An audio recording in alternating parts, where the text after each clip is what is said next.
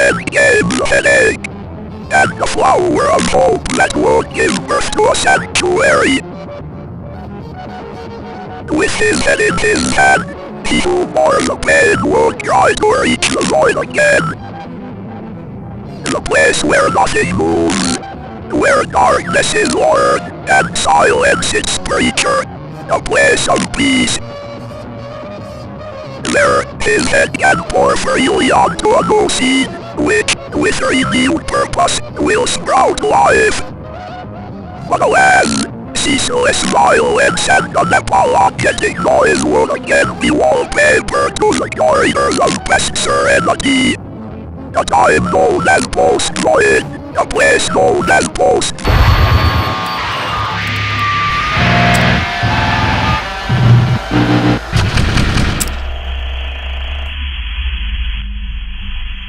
This will probably go down as one of the most bizarre games I think I've ever played. One that manages to be both a fun and creative experience while also being something unlike anything else I've played in the genre. Now, whilst there have been plenty, and I mean plenty, of amazing shooters in the past that have really captured my interest with their unique looking worlds and addicting gameplay loops, from the likes of Bioshock with how amazing the City of Rapture is, which is just full to the brim with some real gripping environmental storytelling, or even the original Black Ops, which not only sparks my love for the zombies mode, but also horde-based cooperative games in general. Yet compared to what I want to talk about today, I don't think they've left me feeling quite like this game has, and in a way it kinda stands amongst the crowd purely because of how different it feels. In fact, I think the best and really only way to show you what I mean by that is just to give you a taste of the gameplay.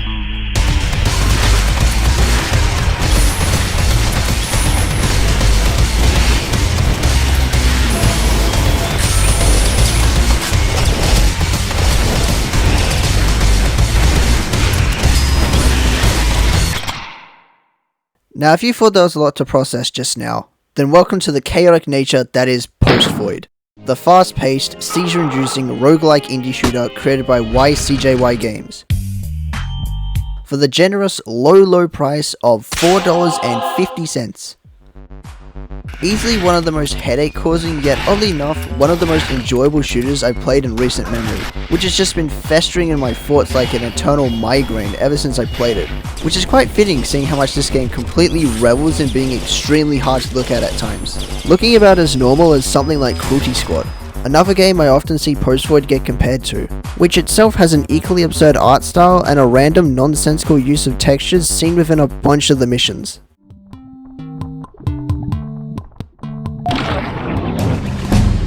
Post-Void, on the other hand, feels like I'm playing through some kind of psychotic acid trip. Nothing here really makes any sense, and you kind of just have to accept the way things are, from these empty interior environments to the absurd grotesque looking enemy designs that really drive home that weird factor that this game is drenched in from start to finish. What the hell is this? The world around you consists of hallways and large open areas that bend and weave in a very psychedelic manner. Your own hands look disgusting and gritty, and you'll constantly find yourself being barraged by all sorts of those hideous looking creatures that look like they came straight out of some nightmarish version of Hotline Miami, or just anything you'd see in the game Hylix. The latter of which being another strange and odd looking indie game that I could probably dedicate an entire separate video to, as I think it's one of the few games that I've played that truly matches that outlandish vibe that a game like Post-Void has. The darkness of the afterlife is all that awaits you now. This looks like the type of thing you'd see put up on display in some sort of art museum. The kind of work that makes you stop and stare at it as you try to figure out just what the hell was going through the creator's mind at the time. The fuck? And that's not to say there aren't also a plethora of great and inventive looking shooters out there. I love Ultra Kill and Superhot as much as everyone else, but I wouldn't say they've left quite the impression on me or had me thinking about them quite like Post-Void has.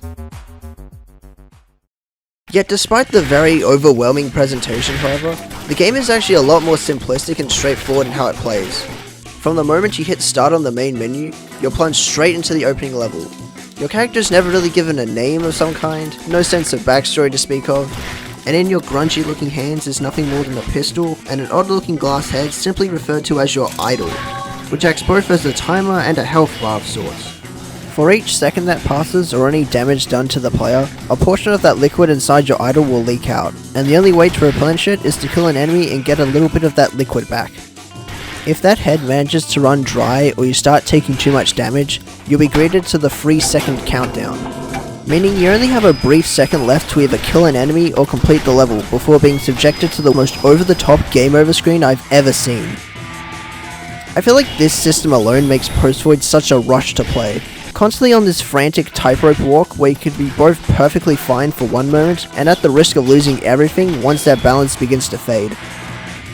Reaching the end of a level not only grants you a small moment to breathe, but you're also given a selection of free random perks, which serve as your only real means of improving your character, ranging from small passive upgrades like faster reload speeds or increased liquid capacity for your idol, which can feel like a damn near requirement with how often you'll probably be getting hit, to more game-changing abilities that can prove to be extremely useful in any given run, from making enemy projectiles travel at a much slower speed, or even giving you an entirely different weapon which can change how you approach combat. The starting pistol is actually pretty decent. In fact, if you're good enough with it, it's possible to beat the entire game without having to swap to a different weapon. It's just that the screen can become so cluttered at times that it can be very difficult to see where you're aiming at with this tiny minuscule reticle, leaving you to just rapidly spam the trigger in hopes that you can get a headshot or two. The SMG is easily the worst of the 4 weapons, at least from my experience with it. I wouldn't say it's a downright terrible weapon, as it can be pretty effective here and there, but at times it can feel like you're battling the recoil just as much as the enemies standing in front of you. The shotgun, on the other hand, is without a doubt my favourite, and usually my go-to pick when given the option, just because of how powerful and borderline overpowered it feels to use. Although it has limited range, it definitely makes up for it in raw power and being able to take out entire groups of enemies with a single shot, and it only gets better once you start giving it increased magazine and explosive rounds, which can turn the rest of the game into a cakewalk from then on. Then there's the knife, a more up close and personal approach that limits you to either a quick jab or a charged melee attack that can kill multiple enemies if they happen to be bunched up together. A very risk and reward heavy weapon that incentivizes a much faster and aggressive playstyle, constantly running at full force as you fall into this rhythm of timing each charged attack on any enemy that's in front of you, with the only downside being that it can't really benefit from most of the other stat based upgrades like the other guns can. Plus the fact it can feel like you have to pretty much brute force your way through a lot of the encounters leaves you susceptible to dying pretty easily with how close you'll find yourself to enemies and projectiles. And much like any other roguelike, dying means having to restart all the way from square one, stripping you completely of any weapons and upgrades you've acquired, leaving you to claw your way back to where you left off, hopefully getting a bit further in the process. The game is separated into 4 different acts that reflect the progressively intense difficulty spikes, with the first 3 stages feeling pretty easy compared to the later levels, where at most you have to deal with the standard suit and flamingo enemies. Levels 4, 5 and 6 make up the second act and start to introduce more enemies, as well as starting to ramp up the difficulty a bit, and maybe you'll end up losing your first run or two here. However, levels 7 through 10 is where things get absolutely ridiculous. Not only are they some of the longest in the game, but have even harder versions of previous enemies that move way faster and have a habit of dodging your attacks. This is the part of the game where you'll most definitely end up dying the most, with the third act throwing absolutely everything it can at you. Not to mention, it can be very easy to fumble under the pressure of making it so far to the end that even just one simple mistake can be your undoing. It really is a game that demands your full attention at times, with the screen becoming so cluttered with enemies towards the later levels that you can almost find yourself becoming transfixed to what's happening on screen, all whilst listening to this absolutely incredible adrenaline pumping track playing in the background, that somehow never seems to become stale or repetitive despite it being the one and only song on the soundtrack.